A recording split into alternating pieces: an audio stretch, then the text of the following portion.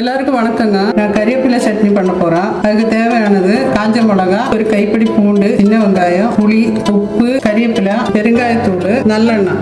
தேவையான ஆயில் ஊற்ற போறேங்க. கொஞ்சம் அதிகமாக ஊற்றணும் ஆயில். பூண்டு, சின்ன வெங்காயம், காஞ்ச மிளகா, உப்பு, இப்போ கறிவேப்பிலை போட்டுடலாங்க. நல்லா ஒரு 2 கைப்பிடி கறிவேப்பிலை.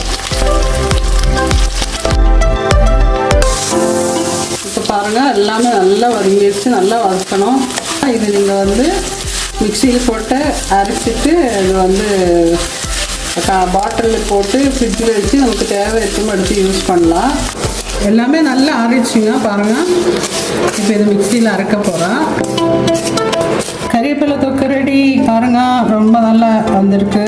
நீங்களும் செய்து பாருங்கள். வாங்க சாப்பிட்லாம்.